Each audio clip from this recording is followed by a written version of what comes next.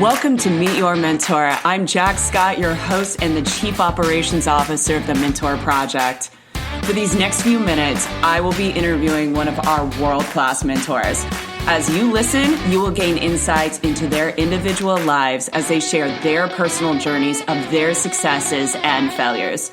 We will discuss some of the best and worst career advice they have ever received, and I will have them describe in their own words what it means to be a mentor. So without further ado, let's get to it. Hello, everyone, and thank you for joining us today. I am your host, Jack Scott, and today I have the opportunity to interview an amazing award-winning author, journalist, and editor, Hara Marano.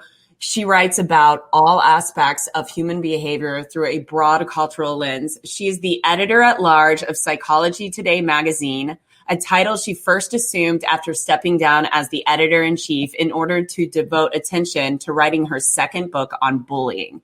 At Psychology Today, Marano also pens a widely respected advice column called Unconventional Wisdom.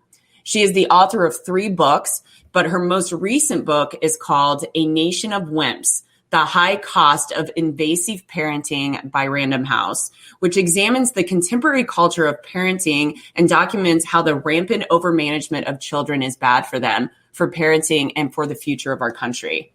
Under the auspice of the Mentor Project, she leads a widely visited and viewed class within the fine arts of writing and editing. And also she has a recent essay, which is featured in the just published collection of Fast, Funny Women by Woodhill Books. And I also want to add, to be able to see Hara, she has those classes with the Mentor Project on Sundays from 3 to 4 p.m. and they are called Stump the Editor. And I hope, and I don't think I'm going to be stumping you today at all, Hara, but welcome. I am so excited to have you as a writer myself. I just absolutely love your work and I'm so excited to have you on the show today. How are you doing?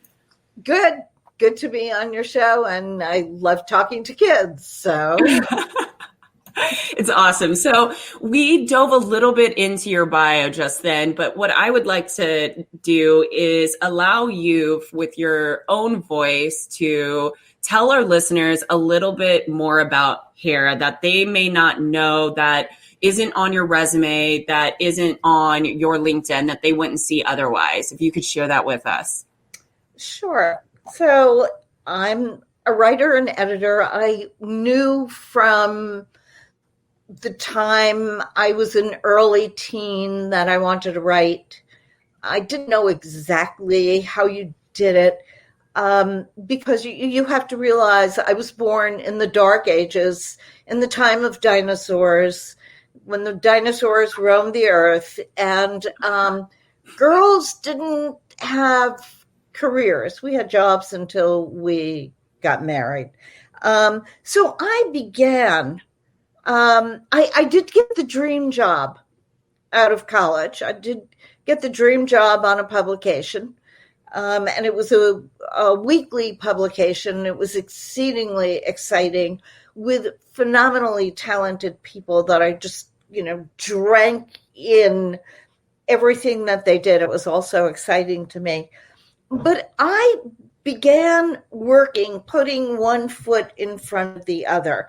You kind of didn't plan on a career. You didn't strategize.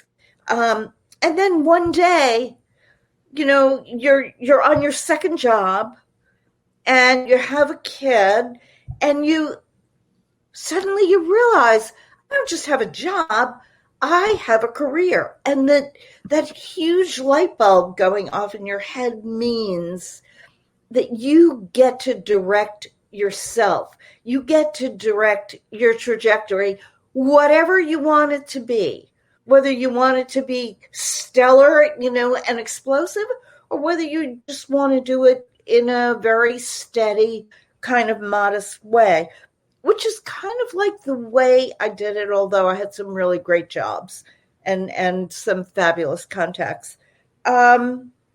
So I wasn't shot out of a cannon.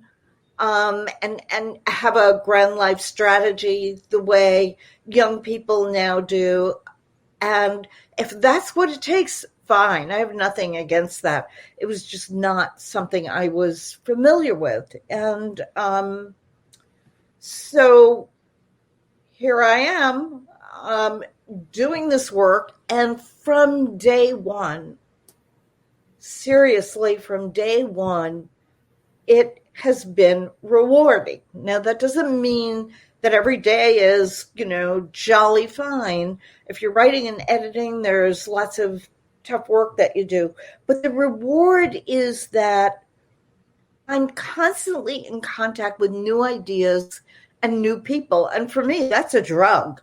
I mean, the new ideas, the constant evolution of my thinking. And the funny thing is that as a writer and editor, you often make your own impression by beating one drum of an idea. And you will see lots of writers, maybe on the speaking circuit, spending 10, 12, 15 years talking about one topic. It's not me. I mean, I just can't do that. I'm constantly on to the next idea. So I've never been one to beat the drum and, be the specialist in one particular area, although I do have a fair amount of expertise in a bunch of, I would say, kind of related areas. So I'm kind of like that shark, I'm in the water, I'm always moving. And the reward is not just the constant contact with new ideas and the evolution of thinking, but I really meet some really, really interesting people. And over time, many of them have become really good friends. And I guess as a result of the work that I do, I've become involved with the Mentor Project. And I didn't have a mentor. It was just not the way people developed. And it could have been me. I certainly wasn't seeking one out. But that isn't how things developed when I was on kind of like the upside of my career path. But what I love about being a mentor is getting to pass on the excitement I feel about things, because sometimes you can't contain it. And that the excitement of passing on the excitement to someone else and getting someone else revved up about it and getting someone to see the possibilities and what they do and what they can do, which is what I think mentors do really well, is it rewards me once again by renewing the flame inside me. So by kindling the flame in other people, I'm really renewing it in myself. And that's really one of the great aspects of being a mentor, and in any capacity whatsoever. The interesting thing about being a mentor as you go through your career is that, so it's really not until kind of late in my career that I have mentors, and I select the people out that I want to learn from. And very often what it has to do with is being in a room, noting the older women, we're not written off anymore. And finding other women, and we kind of look at each other and acknowledge each other, and we learn from each other. That still goes on. That's really very exciting as well. I love that. Can you explain to us? So you, as you said, you are a mentor at the Mentor Project, and we are so happy to have you on board with us. And you also run Stuff the Editor on Sundays, which is highly viewed, and there's a lot of engagements on there. Can you, in one word, be able to summarize what a mentor means in one single word, and then why did you pick that word? You're obviously very passionate about being a mentor. I guess the one word I would use is support. And the reason I would use that is because mentors can do lots of things, and lots of very specific, strategic things, instrumental things, help you see possibilities. But what they should always be doing is responding to whatever needs you are and whatever their expertise, using their own expertise to respond to whatever your needs are. So that, by definition, is supporting you, and giving whatever guidance they can as per your need. So I just think that's one of the most valuable things anybody can get at any point in a career is support. Yeah. And you see it within, especially, I think that did you feel like when you went into your career, Phil, being, a token woman, and you were talking about how that is not, you don't feel like you're just the single woman in a room anymore. There are more women within your sector now. It's still not probably 50-50. No, probably yes. It's dramatically changed in the beginning. Yeah. I hate to tell you what someone said when I got my first promotion. It was, basically implying who was I sleeping with to get the promotion. I mean, and this is from sort of liberal-minded people. It was just, you were great as long as you were in your place, which was down. And once you started moving up, it was kind of upsetting things. And, let's acknowledge it's changed a lot. Hasn't changed 100%. What is some insight that you could provide to the listeners that are interested to go into your field, male or female, that you could help guide them with that decision making to help them, to steer them if they're leaving maybe high school going into college, or they're in college right now and they're maybe doing the college paper? What advice could you provide them? Oh, I think this is really important advice. I would say that, so what happens is that young people today have kind of strategies, career goals, and things like that. And those are important, but I think you really have to be flexible. And the most important thing is get your damn foot in the door. I don't really care how you get your foot in the door. I don't care if you're sweeping the floors, to be honest with you. I don't care what your parents say. I don't care what you say. It's not the job you want. You're going to make it into the job you want. Because once you're inside, you wind up talking to people. People see what you can do. People like people around having talent, and they give you opportunities. It might not be today, but it'll be the day after tomorrow. And so I would say, even though it doesn't look fantastic on your resume, and even though mom and dad might think, oh my gosh, I sent you to college and we went into debt for this, I would say do it, because take the job, get in there, and then display what you can do, and you then have the opportunity. And I would say, even if it's not the lowest job, but it's less than you want, get in there and make it into the job you want. Absolutely. I love that advice. And you've heard those stories where the individual has gone in at the lowest level and they've worked their way up through the community to get to where they're at. And I sometimes believe that if you have the time, and obviously when you're older, you want to enter at a little bit higher level, but sometimes your only option is to enter at that lower level. But the great positive thing I see in that is you get to see the company at all aspects. You get a 360-degree approach. So when you do reach that level, you're able to look back and remember what it was to be that person and that individual doing that job. And that makes you an even better leader and a mentor. Throughout your career, you have definitely had your fair share of mentors and being a mentee. And I'm very curious to know, was there a time that you received just bad advice that you can remember one specific time that really maybe it impacted you in a negative, or maybe you saw it as bad advice and you were able to pivot from that? Can you share a story specifically to that? One of the odd things is that I don't really ever remember getting great advice.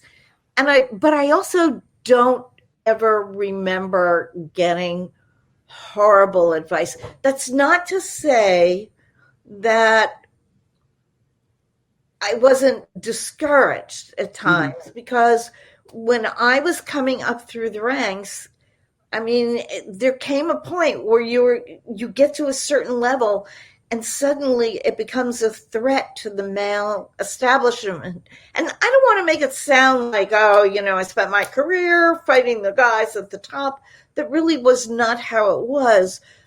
But there was so much where you were not automatically advanced. I mean, I'll just give you one example. One great job on a magazine. The staff was in place. I was an editor at Family Circle magazine, and I learned of a new publication that was starting. And the description of the magazine made it sound like this is the publication I was destined to be on my entire life. And what I didn't know is they had an entire superstructure staff in place. The top guy, the editor-in-chief, was a Yalie, so he hired as the editor a Harvard guy, who then hired as the third in command another Yale guy. That was how it was done. And they were guys, and they were old boys network guys. The problem was they couldn't get the damn magazine going. They didn't have the expertise to do it. So I came on board as, whatever title. I can't remember whatever the title was. One issue out, I was executive editor. And so there was just when you get to this, fine, everybody loved it. I got the magazine going. We were able to publish, meet our deadline.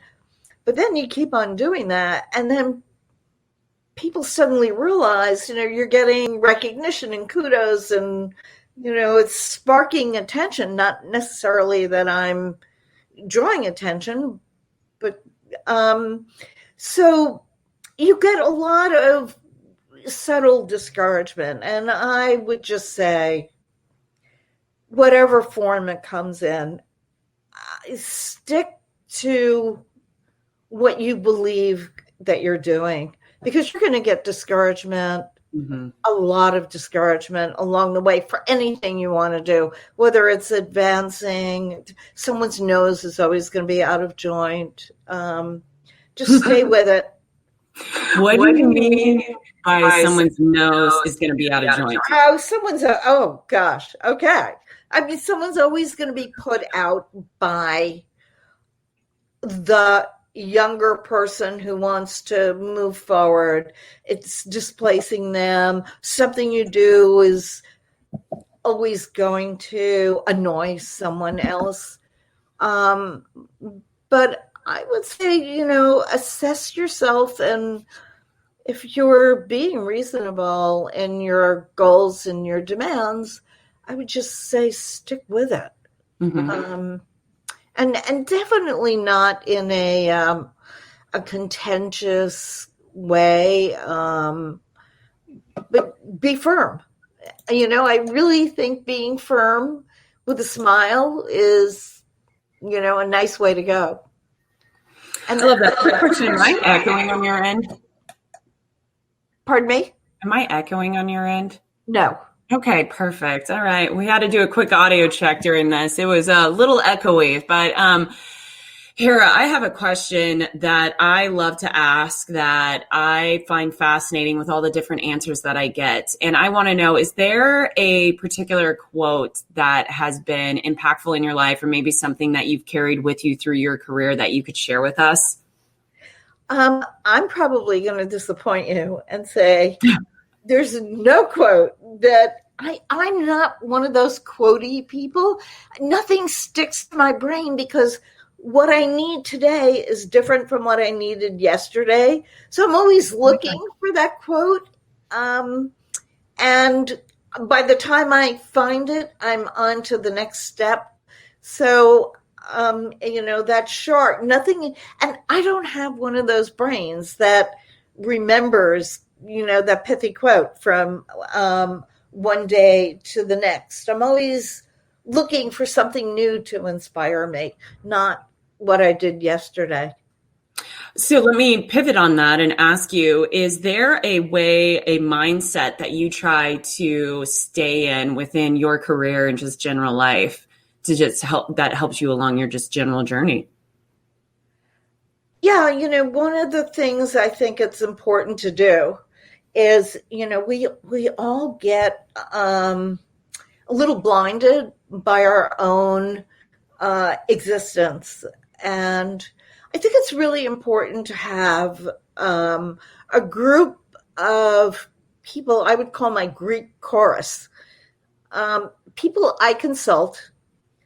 They may not be my best friends. In fact, better that they're not, because my best friends I hope, are always going to be supporting me, except to tell me when my lipstick's smudged or when I stepped over a line. But you want to be able to consult people you value and trust, to know that you're on the right path and you're kind of doing the right things. And you've got to be honest with them, just as you have to be honest with yourself. And I call that my Greek chorus. And sometimes I resort to them I went through a period where a CEO was really, really mean to me for a long period of time. Mm-hmm. And it just drained all my energy. But by having this chorus of people around me, I really got to understand that it wasn't me. I wasn't generating this. This was coming from something happening with him. Mm-hmm. And unpleasant as it was, it was having this cast of people I could call on. I wasn't looking for validation. I was just looking for, help me find the reality here. I want to know what the reality is. That's really important. I would advise everyone, no matter what stage they're in, no matter what level they're at, to have that Greek chorus of people, 2, 3, 5, 7, that you can know that you can call on to help orient you when some things get confusing, especially, but also, you can use them at any other time. And I just found that really, really invaluable, and I would recommend doing that. It's a very good, that is actually extremely good advice. And it is something that I live by now as I have been a mentor and matured within my career. I can tell you that my friendships that I have today are not the same friendships I even had 2 years ago, because as you grow and mature, some people will go with you, but sometimes they're going to fall off naturally for a myriad of reasons. And you need to have that support group around you that wants the best, but it is also not afraid to tell you what you need to hear, not what you want to hear sometimes. We're at the end. Hara, we could keep talking forever, but before we hop off, I know the listeners are going to want to reach out to you and connect with you. So outside of Stump the Editor and them being able to connect with you on there, is there another way that they can connect with you? Sure. I'd love to hear from anybody. You can reach me at Hara, Hara .Marano, Marano, @gmail.com. Probably the best way to get hold of me. And also go to the Mentor. So it's just mentorproject.org. You can also find her there. And then also you can see her on Stump the Editor, which are on Sundays from 3 to 4 p.m. EST. So Hara, you have been an absolute pleasure. Thank you again for coming on the show today. Thank you for having me. Thank you to all our listeners and sponsors who have made this podcast possible. You can check out all our content by going to our website at mentorproject.org. We'd love for you to contact us to get more involved. See you next week when we talk with another one of our amazing mentors.